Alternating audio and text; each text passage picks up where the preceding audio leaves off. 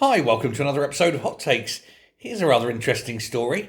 Imagine our chief, the head of the National Security Agency, Jonathan Powell, was involved in collapsing a trial and doing so at the behest of a foreign power because it would have been damaging for that foreign power if the trial had gone ahead. Does that sound like it's currently in the hit parade, as it were?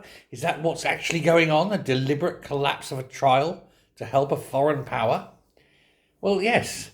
But we're not talking about China. Good Lord, no. We're going wibbly wobbly back in time to the Blair era.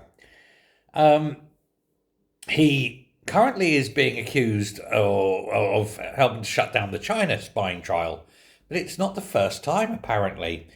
Previously, back in 2007, he helped shut down another trial. It was to stop another investigation, this time regarding an arms deal, partly negotiated by his own brother. He was chief of staff to Tony Blair, and Powell was accused of placing pressure on the Attorney General to drop the matter because of, quote, economic fears about upsetting Saudi Arabia. So he's got form. This isn't the first time this has happened. There's a pattern emerging, isn't there?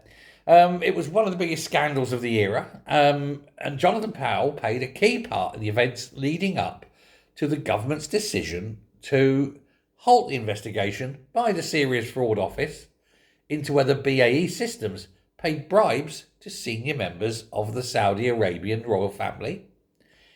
It's all coalescing, isn't it?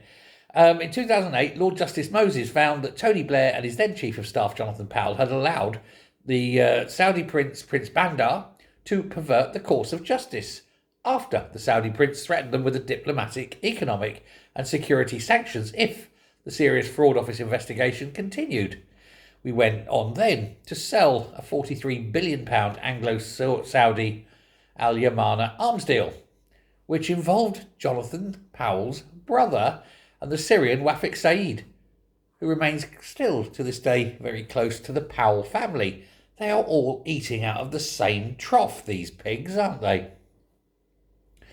And Lord Goldsmith, who was the Attorney General at the time, changed his mind about whether there was enough evidence to bring corruption charges against the arms company after pressure from Downing Street. So he's kind of making a speciality, isn't it, of collapsing trials for the benefit of foreign powers.